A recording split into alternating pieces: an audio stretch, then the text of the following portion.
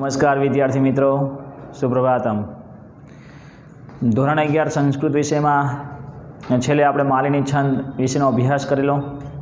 हवे आगळ ना बे छंद तोटकम छंद, इंद्रवज्र छंद बनेनो अभ्यास आज आपणे करवानो छे। तो मालिनी छंद विषय तमे जे पण विडियो जोई गया हशो, जेमां लक्षण उदाहरण सहित तमे तैयार पण करी दीधुं हशे। तो हवे आपणे आगळनो छंद तोटकम छंद विषयनी माहिती प्राप्त करिए।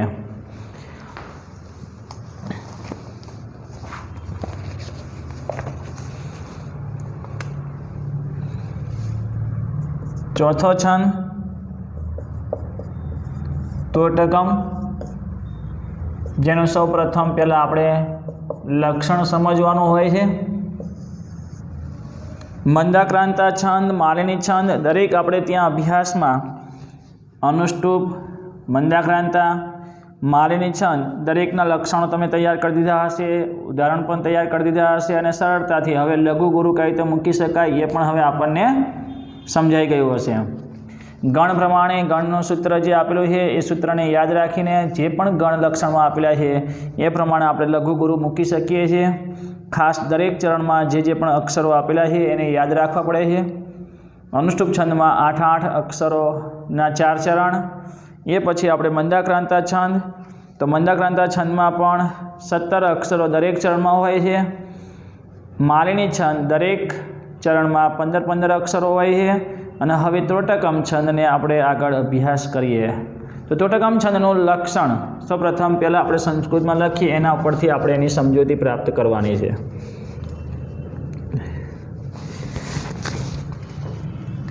वद तोटकम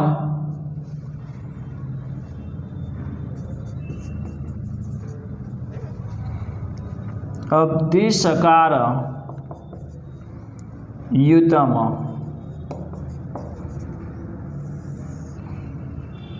तो एना उपरथी लक्षण में जे पण शब्द अक्षरों आपेला है एना उपरथी आपणे ख्याल आवी जशे केटला अक्षरों है अने कया त्यां ए गण आपेला है।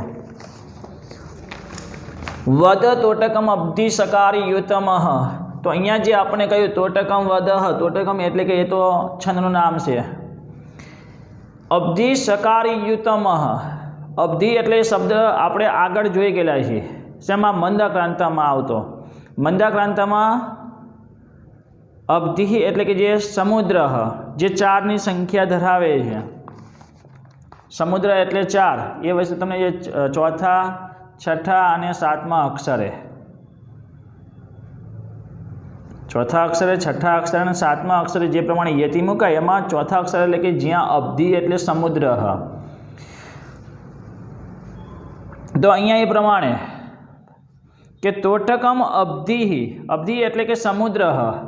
हवे समुद्रनी माफक अहींया जे वात थई सकार युतम, सकार, सकार एटले स अक्षर, कार एटले अक्षर, स अक्षर थी जोड़ायेलो है एवो समुद्र। समुद्र एटले 4 नी संख्या है, तो स अक्षर थी ए रीते युक्त एटले के स स स स ये 4 वखत आपणे लेवाना रहेशे। 4 गण। अक्षरों केटला छे? तो आ छंदना अक्षरों 1 2 3 4 5 6 7 8 9 10 11 અને 12।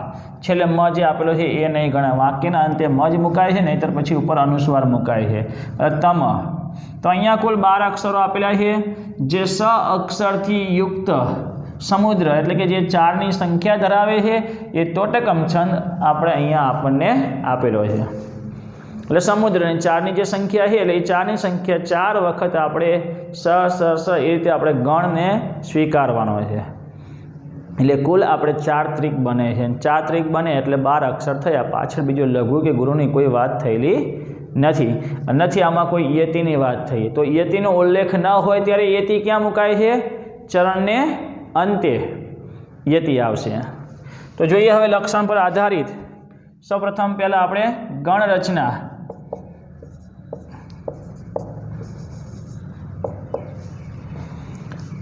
गण रचना में अब्धि पहला शब्द ने त्या ए अर्थ ले लीए।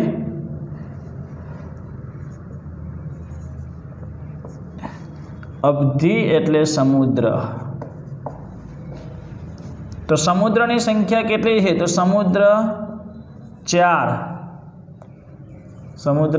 4 છે અને એ રીતે આ છંદમાં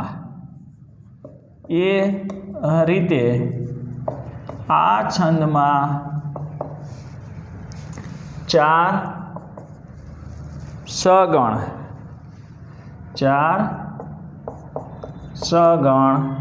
છે એટલે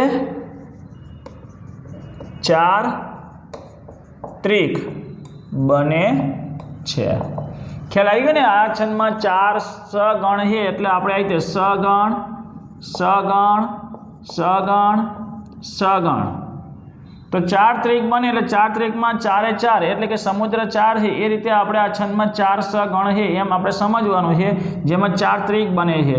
तो सगणना जे आपणे सूत्र प्रमाणे आपणे लघु गुरु लईए य माता राज भान स ल गा तो स ल गा में स लघु ल लघु अने गा गुरु तो भाई बधा में एक सरखू लघु लघु गुरु लघु लघु गुरु लघु लघु गुरु।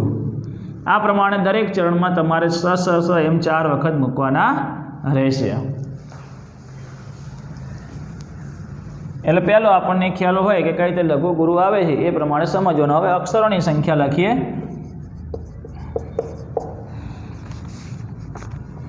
अक्षरों संख्या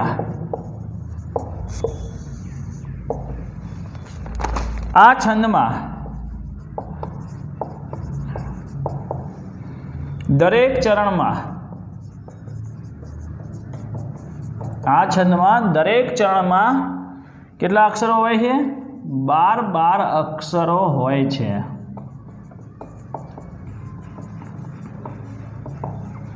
बार एटले के 4 चरण में 12 अक्षरो होय छे। એટલે આમ કુલ અક્ષરો આપણે એવી ગણતરી રીતે પ્રશ્ન પૂછાતો નથી, પણ એ તો આપણને ખ્યાલ આવી જાય 4 ચરણ 12 અક્ષરો હોય એટલે કેટલા 48 અક્ષરો થાય। પહેલાં 15 હોય એટલે 60 અક્ષરો થાય। ટૂંકમાં અહીંયા દરેક ચરણમાં 12 અક્ષર હોય છે। 4 ચરણ સમાન જ હોય છે, સરખા જ હોય છે। હવે આગળ વાત કરીએ યતિ। તો યતિનો ઉલ્લેખ થયેલો નથી। પહેલામાં હતું આપણે ભોગી લોકે, પછી આગળ મંદાક્રાંતા છંદમાં ત્યાં શું હતું? અંબુધિ રસ ભનો,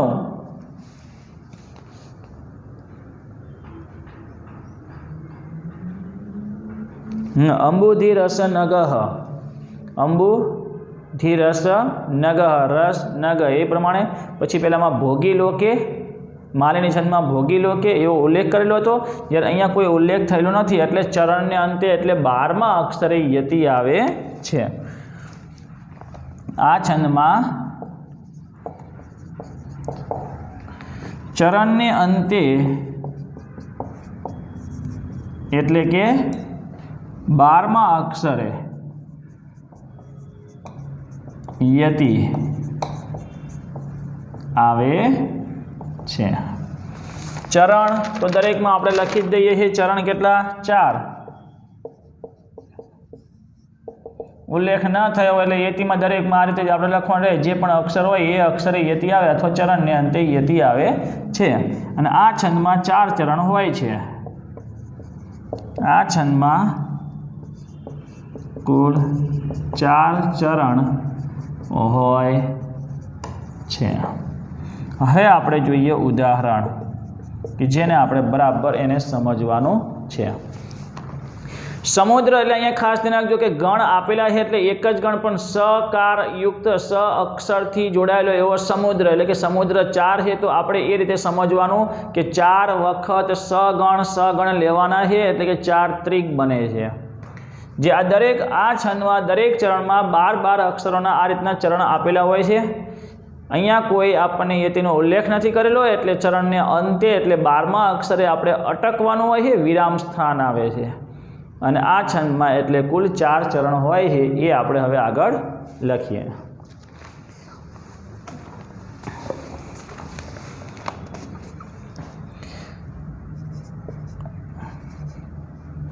દરેક ચરણને ઉપર તમારે એક લીટી મૂકી દેવાની લઘુ ગુરુ મૂકવા માટે, એટલે બધું ભેગું ન થાય। तो हवे छंद नो उदाहरण अधरम मधुरम वदनम मधुरम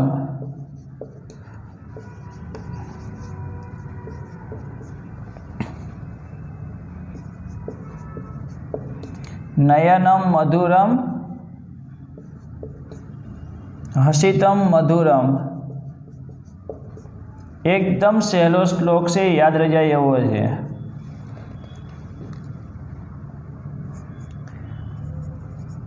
हृदयम मधुरम गमनम मधुरम।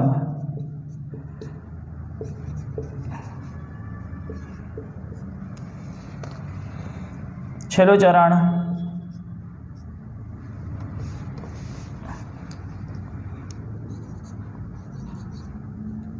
मधुराधिपते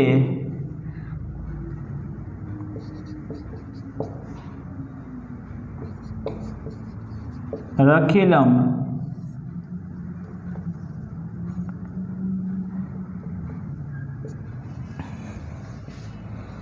मधुरम।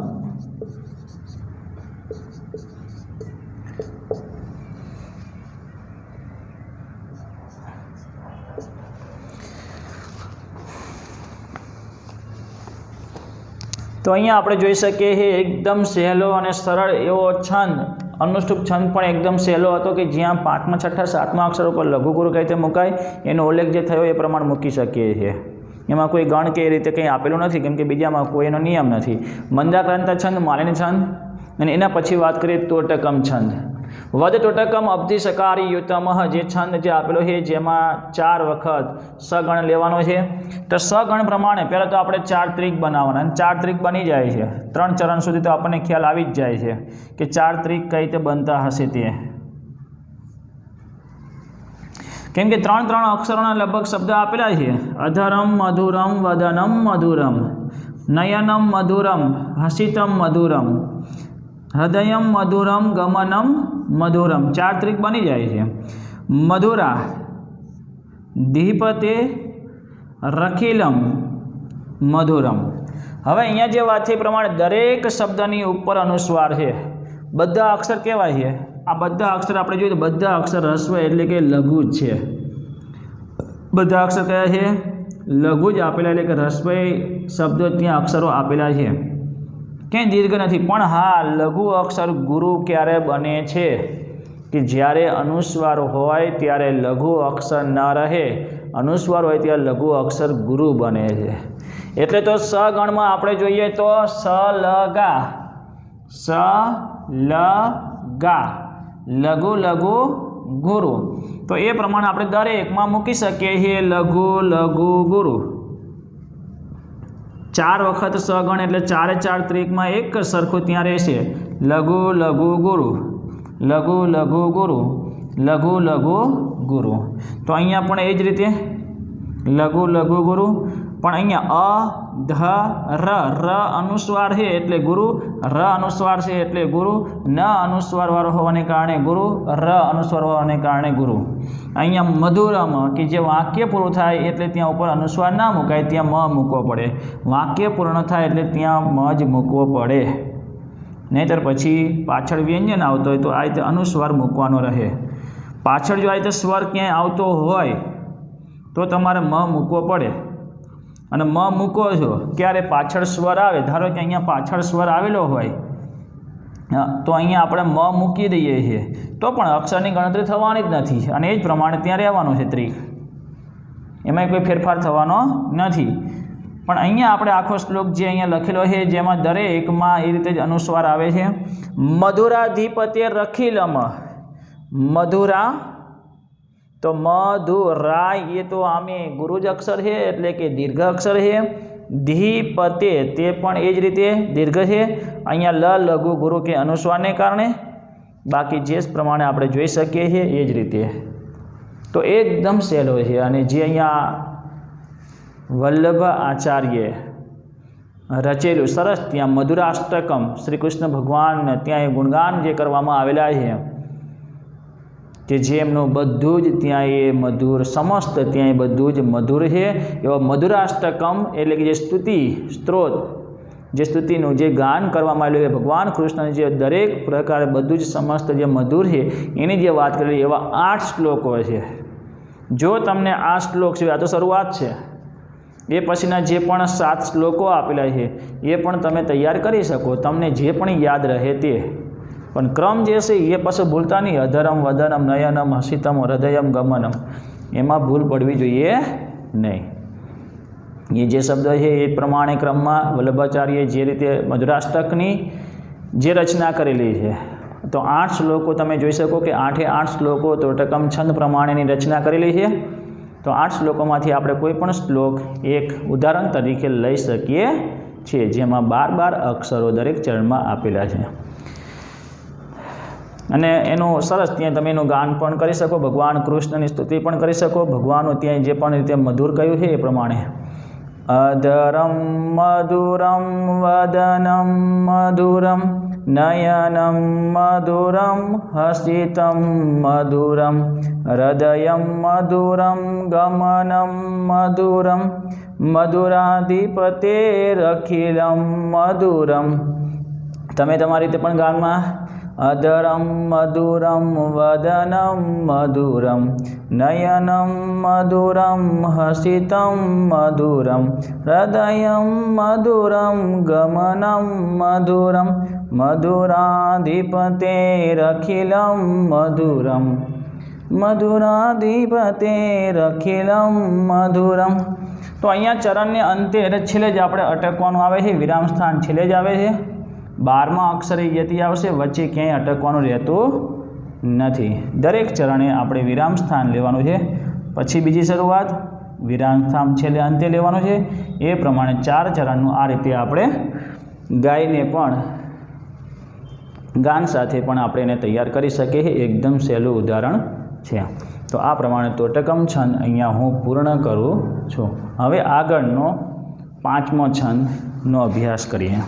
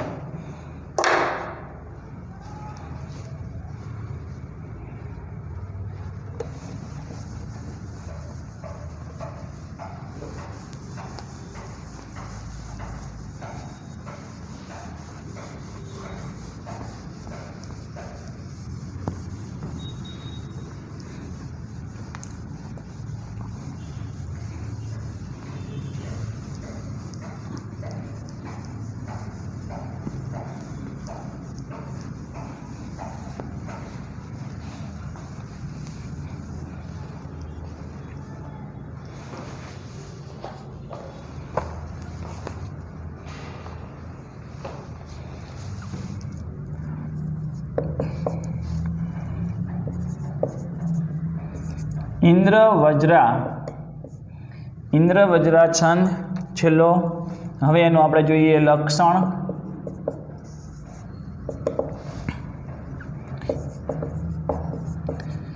સ્યાદિ ઇન્દ્ર વ્રજા યદિ તૌ જગૌ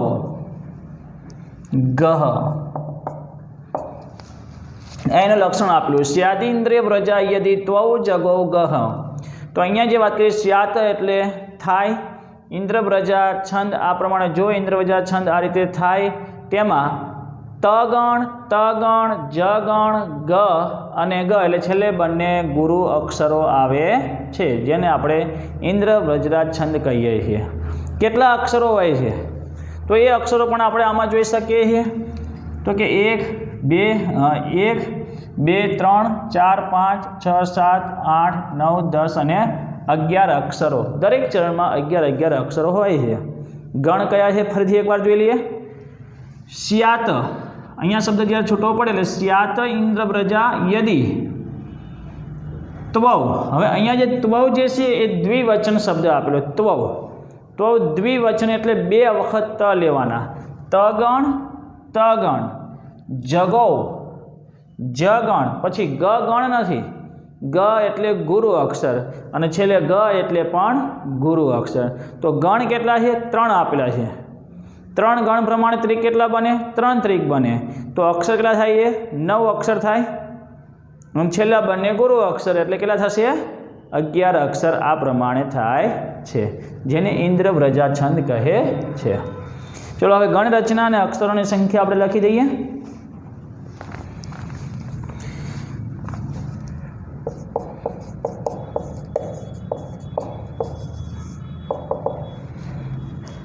આ છંદમાં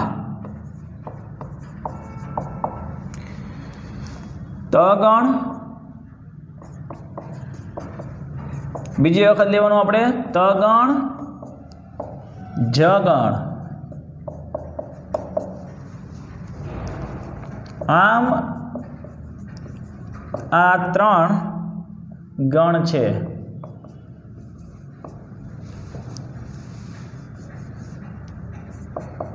ગણ છે એટલે 3 ત્રિક બને છે. એટલે 3 ત્રિક બને છે. અને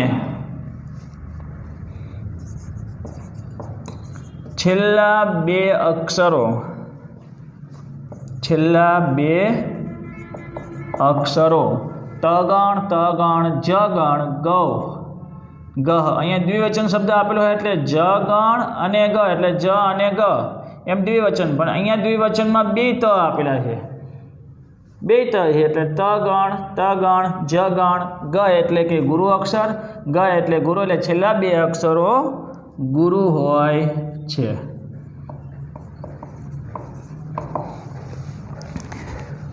હવે અક્ષરોની સંખ્યા.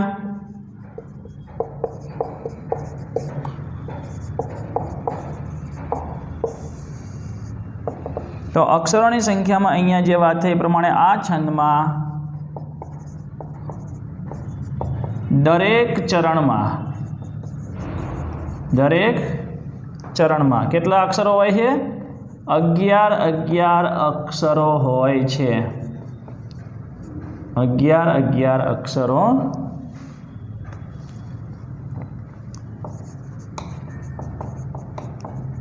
અક્ષરો હોય છે.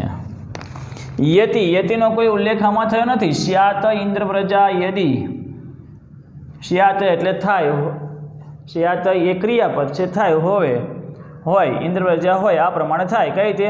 તો કે તગણ, તગણ, જગણ, ગ અને ગ એ જે ગણ છે એ પ્રમાણે અહીંયા ઇન્દ્રવ્રજા છંદનું આ લક્ષણ આપેલું છે, પણ એમાં કોઈ યતિનો ઉલ્લેખ નથી. અને યતિનો ઉલ્લેખ ન હોય તો ક્યાં આવશે? 11મા અક્ષરે યતિ આવશે, એટલે કે ચરણને અંતે. આ છંદના ચરણને અંતે એટલે કે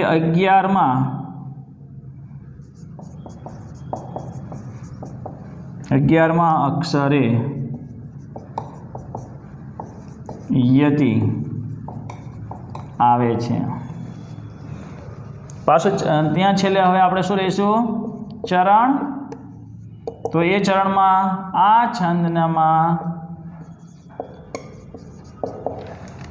છંદમાં કુલ 4 ચરણ. કુલ ના લખો તો ચાલે. આ છંદમાં 4 ચરણ હોય છે. દરેકમાં આપણે લખી દેવાનું રહે છે. આમાં તો બીજો કોઈ ઉલ્લેખ થાય છે ને એવું તો કંઈ આવતું જ નથી. આ છંદમાં કુલ 4 ચરણ હોય છે. આ દરેકમાં લખી દઈએ. યતિ જે છે એ પ્રમાણે. નહીં તો જો યતિમાં ઉલ્લેખ થયેલો હોય તો લખવું પડે કે ભોગી એટલે શું, લોક એટલે શું, એટલે એનો અર્થ લખવાની જરૂર નહીં, પણ અક્ષર કેટલા થાય? ભોગ એટલે કે ભોગીને એટલે કે 8મા અક્ષરે, લોક એટલે કે 7મા અક્ષરે, આ એનો ઉલ્લેખ કરવો પડે. જ્યારે અહીંયા આપણે કોઈ ઉલ્લેખ કરવાનો નથી, માત્ર જેટલા અક્ષરો છે કે 11 અક્ષરો હોય દરેક ચરણમાં, તો 11મા અક્ષરે યતિ આવે છે. હવે આપણે આગળ જોઈએ એનું છેલ્લે ઉદાહરણ.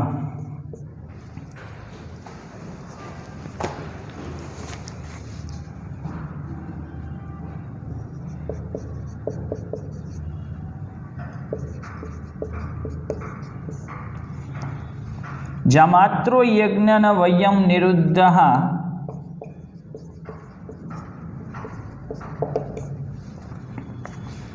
ત્વમ બાલ એવાસી નવમ ચ રાજ્યમ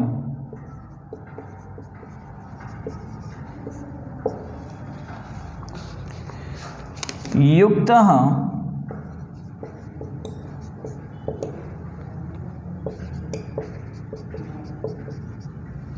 युक्त प्रजानामनोरंजने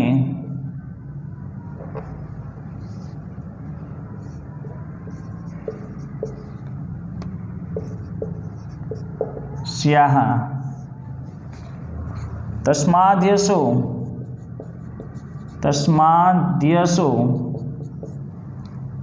यत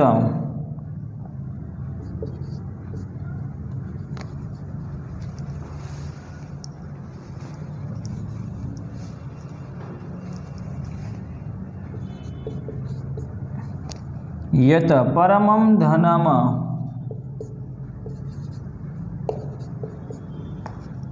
वह। तो अहीं આપણે જોઈ શકીએ 4 ચરણમાં એટલે કે દરેક ચરણમાં 11 અક્ષરો આપેલા છે। તો એના માટે આપણે સૌપ્રથમ પહેલા ગણ કે જેમાં લઘુ ગુરુ આપણે મૂકવાના છે એને ધ્યાનમાં રાખવા પડશે।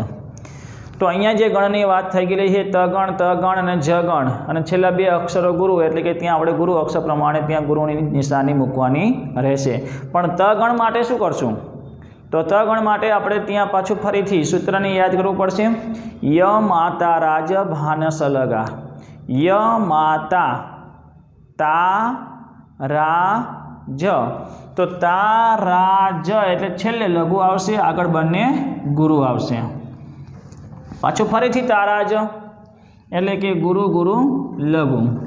જગણ જ ભા ન, ય માતા રા જ ભા ન એટલે છેલ્લા બંને લઘુ વચ્ચે ગુરુ અને છેલ્લા બંને શું આવશે? ગુરુ ગુરુ આવશે। એટલે આ પ્રમાણે 11 અક્ષર ઉપર લઘુ ગુરુ આપણે મૂકવાના રહે છે, જેમાં સૌપ્રથમ પહેલાં આપણે 3 ત્રિક બનાવવા પડશે। ઝા માતૃ યજ્ઞન વયમની વૃદ્ધાહ, છેલ્લા 2 અક્ષર એમાં વધે છે।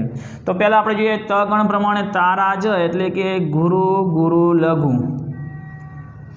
ગુરુ જા મા અને ત્રુ, તો ગુરુ અક્ષર ને ત્રુ લઘુ છે, તની પાછળ રૂ, રૂ જે છે એ લઘુ છે એટલે પ્રમાણે જા માતૃ ગુરુ ગુરુ લઘુ, એ પ્રમાણે ફરીથી પાછું એ જ પ્રમાણે ગુરુ ગુરુ લઘુ। યજ્ઞેન જ્ઞ જે આપેલો છે એ જોડાક્ષર છે, જ્ઞ એ જોડાક્ષર, જેમ ત્ર એ પ્રમાણે જ્ઞ જોડાક્ષર હોવાને કારણે જોડાક્ષરની આગળનો અક્ષર લઘુ હોય તો પણ ગુરુ થઈ જાય છે। પછી જે પોતે છે એ પણ એ કે જ્યાં ગુરુ અક્ષર છે ન લઘુ છે। ફરીથી આગળ હવે જોઈએ તો જગણ જ ભાન, જેમાં લઘુ ગુરુ લઘુ, તો વ એ લઘુ અક્ષર ય અનુસ્વારને કારણે ત્યાં એ ગુરુ થઈ જાય છે, લઘુ અક્ષર ગુરુ થઈ જાય છે। ની એ પોતે લઘુ છે। પછી રૂ, રની પાછળ ઉ એટલે કે રસ્વય છે એટલે કે લઘુ અક્ષર છે પણ ગુરુ મૂકવો પડશે। શા માટે? પાછળ જોડાક્ષર છે, ધ ને દ જોડાયેલા છે, ધા નિરુદ્ધાહ, તો એ પોતે તો પણ ત્યાં ગુરુ અક્ષર એટલે છેલ્લા 2 અક્ષર ત્યાં શું આવશે? ગુરુ આવશે। અહીંયા ગણ પ્રમાણે આપણે 3 ત્રિકમાં બનાવી દીધા, પણ છેલ્લા 2 અક્ષર ગુરુ આવશે, એ જ પ્રમાણે દરેકમાં આપણે જોવાનું રહેશે। ત્વમ બાલ લ એવ વા સી નવમ ચ રાજ્ય,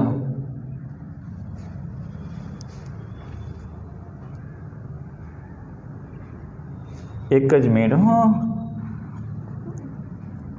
અહીંયા ત્વમ એ જ એક જ અક્ષર છે, ત્વમ બાલ, પછી જ્યાં છે એ પ્રમાણે એવાસી અને નવમ ચ, આ રીતે 3 ત્રિક બનશે। અને છેલ્લે જે આપેલું હોય રા જ્ય, રા અને જ્ય મ એ આની સાથે જોડાયેલો છે, છેલ્લા બંને અક્ષર શું આવશે? ગુરુ આવશે। રા તો ગુરુ અક્ષર છે પણ જ્ય એ લઘુ, પણ મ એટલે કે જે અનુસ્વારવાળો અક્ષર હોવાને કારણે ગુરુ થઈ જશે। ચરણને અંતે આમે ત્યાં ગુરુ જ આવે છે। તો આ પ્રમાણે ત્વમ બાલ જે પ્રમાણે ઉપર છે એ જ પ્રમાણે આપણે મૂકી શકીએ 4 ચરણમાં। ગુરુ ગુરુ લઘુ, ત્વમ લઘુ છે પણ અનુસ્વારને કારણે ગુરુ થઈ જાય છે। અહીંયા એ ગુરુ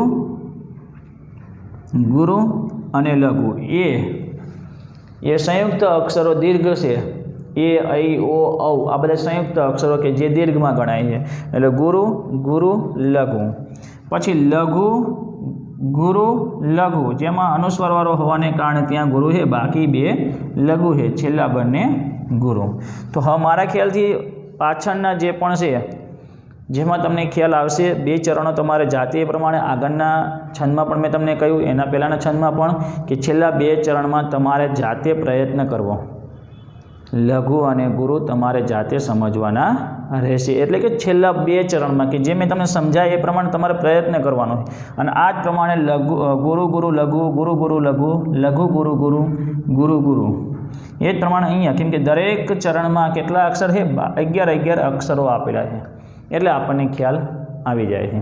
તો આ પ્રમાણે આ છંદ પણ ત્યાં આપણે અહીંયા પૂરો કરીએ છીએ. આ છંદમાં લક્ષણ પ્રમાણે આપણે ગણરચના, અક્ષરોની સંખ્યા, યતિ, ચરણ અને ઉદાહરણ.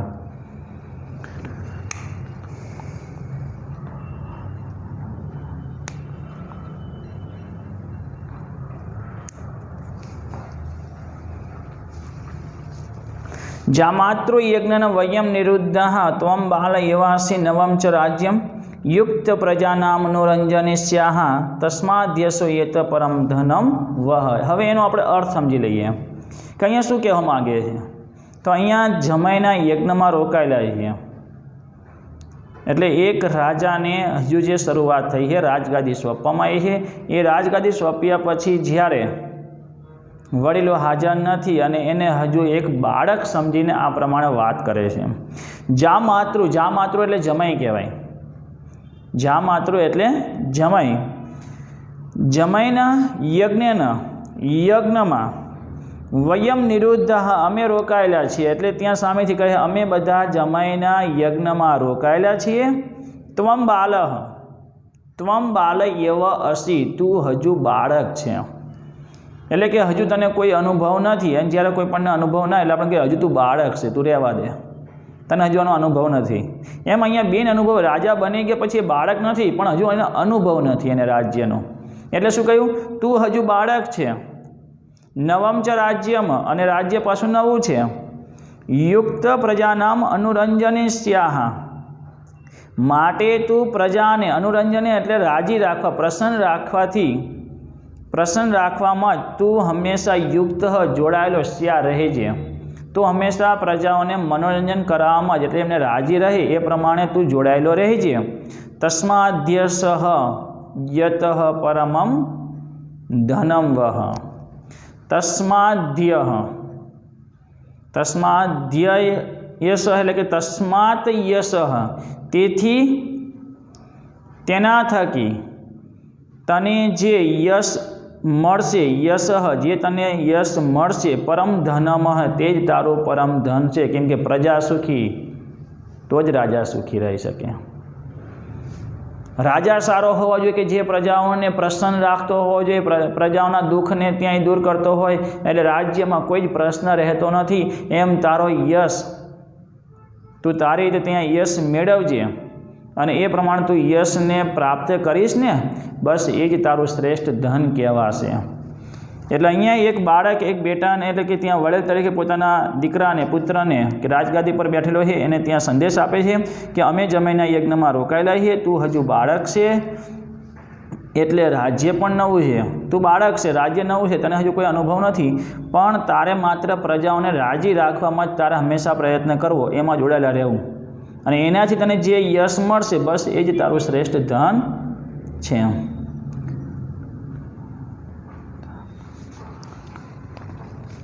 હવે આપણે જોઈએ શ્લોક પ્રમાણે. જમાતૃ યજ્ઞેન વયમ નિરુદ્ધા ત્વમ બાલ એવાસી નવમ ચ રાજ્યમ યુક્ત પ્રજાનામનુરંજને સ્યાહ તસ્માદ્યસો યત પરમં ધનમ વ. જામાતૃ યજ્ઞેન વયમ નિરુદ્ધઃ, 11મા અક્ષર આપણે રીતે યતિ. જામાતૃ યજ્ઞેન વયમ નિરુદ્ધઃ ત્વમ બાલ એવાસી નવમ ચ રાજ્યમ યુક્ત પ્રજાનામનુરંજને સ્યાહ નું રંજને અનુનાસિક અક્ષરનો પ્રયોગ થયેલો છે. પ્રજાનામનું રંજને સ્યાહ તસ્માદ્યસુ, આમાં તસ્માત સંધિ કરીએ એટલે તસ્માત યસ, એટલે ધ્ય દ ને ય એ જોડાયેલા છે, જોડાક્ષર છે, પણ જોડાક્ષરની આગળનો અક્ષર પોતે ગુરુ છે એટલે એમાં કોઈ ફરક થવાનો નથી. પણ આ જોડાક્ષરની આગળનો અક્ષર જે લઘુ છે ત્યાં આપણે ગુરુ મૂકવો પડશે. તસ્માદ્યસો યત પરમમ ધનમ વહ. આ પ્રમાણે ઇન્દ્રવ્રજા છંદ એક અલંકાર છંદ શાસ્ત્રીએ જે પ્રમાણે ઇન્દ્રવ્રજા છંદ 11 અક્ષરોમાં અને 3 ગણ એટલે કે 3 ત્રિક અને છેલ્લે 2 અક્ષરો ગુરુ મૂકીને છંદની રચના કરેલી છે, જે રીતે આપણે અનેક પદ્યોને આપણે સમજી શકીએ છીએ. જો કે આપણા અભ્યાસમાં 2 શ્લોકો ઇન્દ્રવ્રજા છંદમાં આપેલા હતા, પણ છતાંય આપણે અભ્યાસમાં નથી. ખાલી તમને એની માહિતી આપું કે જે પદ્ય 5માં પદ્ય 5 પેજ નંબર 17 પર જો છેલ્લો શ્લોક કે જે ઇન્દ્રવ્રજા છંદનો આપેલો છે. ક્રોધમ પ્રભો સહર સહરેતી યાવત ગિરખે મરુતા ચરંતી તાવત સહ વહિની ભવનેત્ર જન્મા ભસ્માવશેષમ મદનમ ચકાર. હે ભગવાન, અહીંયા જે છે ને મદન ચકાર, જે આખો ત્યાં એક ઉલ્લેખ થયેલો હતો કે જ્યાં કામદેવને ભગવાન શંકરે ભસ્મ કરી નાખેલા, એ પ્રસંગ કુમાર સંભવમાંથી અહીંયા લીધેલો હતો. પણ આપણે એ પદ્ય આપણા અભ્યાસમાં નથી, પણ છેલ્લો શ્લોક આપણે સમજી લઈએ, કદાચ તમારે એ શ્લોક પણ લખવો હોય તો. ક્રોધમ પ્રભો સહર સહરેતી, હે ભગવાન, હે પ્રભુ, ક્રોધને સહરમ સહરેતી એટલે ક્રોધને શાંત કરો, ક્રોધને શાંત કરો. ઇતિ યાવત ગિરહ, એવી હજુ તો ત્યાં એ દેવતાઓની વાણી, ગિરહ એટલે વાણી, ખે આકાશમાં, મરુતામાં એટલે દેવતાઓની હજુ તો વાણી ત્યાં આકાશમાં ફરતી હતી. કામદેવ જ્યારે ભગવાન શંકર અને પાર્વતીના બેના લગ્ન થાય એવો પ્રયત્ન કરેલો, પણ ભગવાન શંકર ક્રોધિત થયા સંયત ઇન્દ્રિય હોવાને કારણે, અને કામદેવને જોયા એટલે કામદેવ પર ત્યાં એમને પર ક્રોધિત થવાને કારણે પોતાની ત્રીજી આંખમાંથી અગ્નિ નીકળ્યો અને કામદેવને ભસ્મ કરી નાખ્યો. ક્રોધિત થયા એટલે દેવતાઓએ ત્યાં કહ્યું, હે પ્રભુ, શાંત કર, શાંત થાઓ, શાંત થાઓ. હજુ આવી વાણી આકાશમાં ત્યાં ફરતી હતી. ત્યાં તો આ બાજુ ભગવાન શંકરના વહની ભવનેત્ર જન્મા, ભગવાન શંકરના આંખમાંથી, નેત્રમાંથી જન્મેલો અગ્નિ ભસ્મ અવશેષમ મદનમ ચકારહ, કામદેવને ભસ્મ કરી નાખ્યો. એ જ રીતે હજુ પણ આગળ એક બીજો શ્લોક કે જે આપણે હજુ પણ એમાં અભ્યાસમાં નથી, 9મા પદ્યમાં આપેલો છે. એટલે તમે આ શ્લોક પણ તમે તૈયાર કરી શકો છો. એ સિવાય 9મું પદ્ય જે આપણા અભ્યાસમાં નથી, 9મું પદ્ય કાવ્ય મધુબિંદવ જે આપણા અભ્યાસમાં નથી, પણ એમાં પણ એક સરસ ત્યાં જુઓ કે ઉદાહરણો આપેલા છે. અનુષ્ટુપ છંદનું ઉદાહરણ આપેલા છે 2, એમાં અલંકારોના ઉદાહરણો આપેલા છે. અને કાવ્ય મધુબિંદવ આમાં છંદ અલંકારથી જ ભરેલું છે, ને એ રીતે જ આપણે આ પદ્ય સમજવાનું હતું, પણ આપણા અભ્યાસમાં નથી. પણ ખાલી એક ઇન્દ્રવ્રજા છંદનો જે આપેલો છે અનુષ્ટુપ છંદ પ્રમાણે પણ શ્લોકો તો ઘણા સમજી ગયા આપણે. આગળના બધા પદ્ય અનુષ્ટુપ છંદ પ્રમાણે જ છે. તો અહીંયા જો ત્રીજો જે શ્લોક આપણો, યત્ર અપી કુત્ર અપી ભવંતુ હંસાહ હંસા મહી મંડલ મંડનાની હાનિસ્તુ તેષામિ સર્વણામ યેષામ મરાલે સહ વિપ્રયોગ. શેમાંથી લીધેલો છે? ઇન્દ્રવ્રજા છંદમાંથી. ઇન્દ્રવ્રજા છંદમાંથી જે લીધેલો જે શ્લોક અહીંયા 11 અક્ષરો આપેલા છે, તમે જોઈ શકો છો. યત્ર અપી કુત્ર અપી ભવંતુ હંસાહ, જ્યાં પણ હોય, જ્યાં કે ત્યાં, કોઈ પણ જગ્યા પર જ્યાં હંસો છે, હંસા મહિમંડલ મંડનાની, હંસો તો ત્યાં એ મહિમંડલ એટલે ધરતી મંડળના, આ ધરતી મંડળના આભૂષણો છે. હંસો કોઈ પણ જગ્યા પર હોય, જ્યાં પણ હોય ત્યાં, ત્યાં કોઈ પણ જગ્યા પર જે હંસો રહેલા છે એ આ ધરતી મંડળના આભૂષણો છે, એનાથી આ ધરતી શોભે છે. હાનિસ્તુ તેષામ હિ સર્વણામ, નુકસાન તો તે સરોવરોને જ થશે. યેષામ મરાલે સ વિપ્રયોગ, જેમનો હંસોની સાથે વિયોગ થાય છે. જેનો હંસોની સાથે એટલે કે જે સરોવરની જે શોભા છે આ ધરતીમંડળના આભૂષણો છે અને એ આભૂષણ કે જે હંસ જ્યારે સરોવરમાં હોય એટલે સરોવર સુંદર લાગે છે, પણ હંસનો જ્યારે વિયોગ થશે તો નુકસાન કોને છે? સરોવરને. આ વાત જે છે ને એ એક ગામમાં રહેલા કોઈ સારા માણસની વાત છે કે જ્યારે ગામ કોઈ પણ એવા એક વિદ્વાનથી શોભી ઉઠે છે, પણ એ વિદ્વાનનો વિયોગ કરવામાં આવે તો એના વિના એ ગામ શોભતું નથી. એ તો ગામનું આભૂષણ હતું. એ વાત અહીંયા આપણે અન્ય યુક્તિ દ્વારા સમજાઈ હતી. એટલે તમને યોગ્ય લાગે પ્રમાણે 5મા પદ્યમાં આપેલો છેલ્લો શ્લોક, અહીંયા એત્ર અપીવાળો પણ શ્લોક, અને જે મેં તમને આ સમજાયો જ્યાં માતૃયજ્ઞ વયમ નિરુદ્ધા 3માંથી કોઈ પણ શ્લોક ઉદાહરણ સ્વરૂપે 3 સહેલા છે તૈયાર કરી શકો છો. સારું, તો અહીંયા હવે છંદ પરિચય પૂર્ણ કરું છું. ન્યાય પરિચય, અલંકાર પરિચય, છંદ પરિચય પૂર્ણ થઈ ગયા. માત્ર હવે આપણે સંસ્કૃત સાહિત્યમાં કાલિદાસના 3 નાટકો અને છેલ્લે શાસ્ત્રીય કૃતિ આટલું આપણે ખાલી સમજવાનું બાકી છે. તો છંદમાં એકવાર ફરીથી કહું છું કે છંદનો પરિચય, અલંકારનો પરિચય ખાસ તૈયાર કરજો, જે ધોરણ 12માં એમ નામ રહેશે. અને આ બધા જે છંદ અને અલંકારો જે આપણે ભલે અભ્યાસમાં નથી ધોરણ 12માં, પણ પાઠ્યપુસ્તકમાં જે આવતા પાઠ છે એમાં તો ઉદાહરણો આવશે, તો એ ઉદાહરણ આપણને સમજાય એ પ્રમાણે ધોરણ 11માં આપેલા અલંકાર અને છંદને તૈયાર કરવાના છે. પણ પરિચય જે બંનેનો છે, અલંકાર પરિચય અને છંદ પરિચય, એ એમનામ જ રહેશે, એમાં કોઈ ફેરફાર થશે નહીં. આ પ્રમાણે હવે ધોરણ 12માં પણ બીજા અલંકાર અને છંદ સમજવાના છે. તો અહીંયા ધોરણ 11ના મેં જે છંદ અને અલંકાર સમજાય એ બંને સંપૂર્ણ રીતે આપણે તૈયાર કરી દેવા. તો આજે ચલાવેલ 2 છંદ, ટોટકમ છંદ 12 અક્ષરો, ઇન્દ્ર વજ્રા છંદ કે જેમાં 11 અક્ષરો આપેલા છે, માલિની છંદ જે સમજાય તો એમાં 15 અક્ષરો છે, મંદાક્રાંતા જે છે એમાં 17 અક્ષરો છે, એટલે આપણે આ યાદ રાખવાનું. અનુષ્ટુપ 8 અક્ષર, મંદાક્રાંતા 17 અક્ષર, માલિની 15 અક્ષર, ટોટકમ 12 અક્ષર અને ઇન્દ્ર વજ્રા છંદ 11 અક્ષર. હવે યતિનો ઉલ્લેખ આપણને 2માં થયેલો છે, મંદાક્રાંતા. તો મંદાક્રાંતામાં જે વાત કરી એ પ્રમાણે અંબુધિ રસ નગહ, અંબુ એટલે કે જે સમુદ્ર કે જ્યાં, એ 4, પછી રસ 6, નગ એટલે પર્વત. તો 4, 6 અને 7ની સંખ્યા દર્શાવે છે. તો એ 4થા, 6થા અને 7મા અક્ષરે યતિ આવે છે. એ જ પ્રમાણે માલિની છંદમાં ભોગી લોકે, ભોગ એટલે કે જે સાપ 8 પ્રકારના, એટલે 8મા અક્ષરે, લોક એટલે કે 7મા અક્ષરે, 8મા અને 7મા અક્ષરે યતિ આવે છે. આ બંનેમાં યતિનો ઉલ્લેખ થયેલો છે. બાકીના અનુષ્ટુપ છંદમાં, ટોટકમમાં કે ઇન્દ્રવજામાં કોઈ જ ઉલ્લેખ થયેલો નથી, એટલે ચરણને અંતે જ યતિ આવે છે. સરળતાથી યાદ રહી જાય એમ છે. અને બીજું ગણ જે આપેલા છે ને એને પણ તૈયાર કરી દેવાના, એટલે એકબીજામાં ભેગા પણ થઈ જાય નહીં.